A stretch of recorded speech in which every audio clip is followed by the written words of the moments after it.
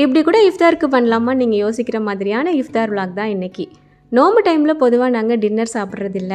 Husband திடீர்னு இட்லி சாப்பிட்டு ரொம்ப நாள் ஆச்சுல்ல அப்படிங்கிற மாதிரி சொன்னாங்க. அதுக்கு என்ன இஃப்தாருக்கு பண்ணிட்டா போச்சுன்னு சொல்லிட்டு இட்லி, சட்னி, சாம்பார், வடைன்னு சொல்லி பிளான் பண்ணிட்டேன். முதல்ல சாம்பாருக்கு பருப்பு வேக வச்சுட்டேன். தோரம்பருப்பு, பாசிப்பருப்பு, வெள்ளைப்பூடு, மஞ்சள் தூள் சேர்த்து வேக வச்சாச்சு. இது அரைச்சி விட்ட சாம்பார். ஸோ என்னென்னலாம் சேர்த்து வறுத்து அரைச்சங்கிறத சைடில் கொடுக்குறேன். காய்கறிலாம் கட் பண்ணி வச்சுட்டு சாம்பார் தாளிக்க ஆரம்பிச்சாச்சு.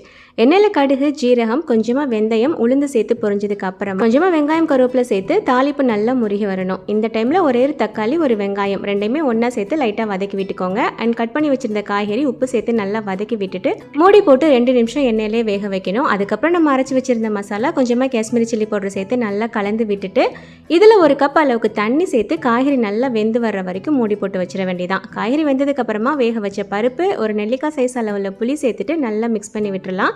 கடைசியாக இதில் கொஞ்சமாக மாங்காய் சேர்த்துக்கிறேன். மாங்காய் சேர்க்கும் போது சாம்பார் செம்ம டேஸ்ட்டாக இருக்கும்.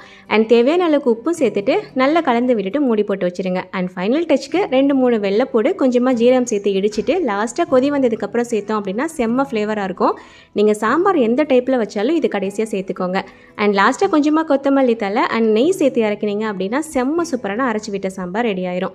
அண்ட் வடக்கி 1 டம்ளர் அளவுக்கு உளுந்து, 1 கைப்பிடி அளவுக்கு பச்சரிசி சேர்த்துருக்கேன். பச்சரிசி சேர்த்து ஊற வைக்கும் போது செம்ம கிறிஸ்பியாக வரும். வடக்கி உளுந்து எப்போவுமே 20 நிமிஷத்துக்கு மேலே ஊறக்கூடாது. அரைக்கும் போது உப்பு சேர்த்து அரைச்சிட்டிங்க அப்படின்னா தண்ணி சேர்க்க தேவையில்லை. இந்த அளவுக்கு நல்லா நைஸாக அரைச்சிட்டு பாத்திரத்தில் மாற்றிக்கோங்க. அண்ட் அடுத்த மெயினான ஸ்டெப் என்னதுன்னு பார்த்தீங்கன்னா, ஒரு 1/4 டீஸ்பூன் அளவுக்கு மட்டும் சோடாப்பு சேர்த்துட்டு கையை வச்சு நல்லா அடிச்சு எடுத்துக்கணும். குறைஞ்சது ஒரு 4-5 நிமிஷத்துக்காது.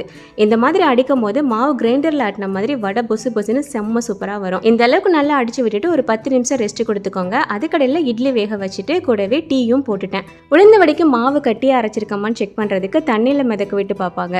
அதெல்லாம் தேவையே இல்லை. ஏன்னா உளுந்து நீங்கள் எந்த மாதிரி அரைச்சி தண்ணியில் போட்டாலும் அது மிதக்க தான் செய்யும். ஏன்னா உளுந்துக்கு வெயிட் கம்மி. ஸோ முடிஞ்ச அளவுக்கு தண்ணியை கம்மியாக சேர்த்து நல்லா திக்காக அரைச்சி எடுத்துக்கோங்க.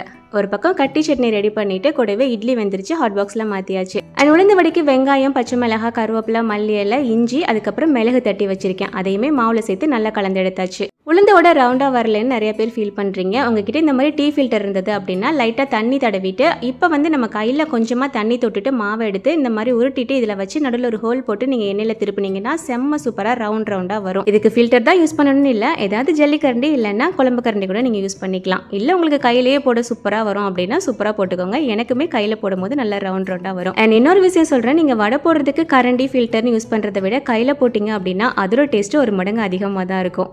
நீங்கள் நம்புறீங்களான்னு தெரியல, நம்பாட்டினாலும் அதுதான் உண்மை. அண்ட் ஜூஸ்க்கு சிம்பிளாக லெமன் ஜூஸ் மட்டும் போட்டுட்டு நேத்திக்கான இஃப்தாரை நல்லபடியாக முடித்தோம்.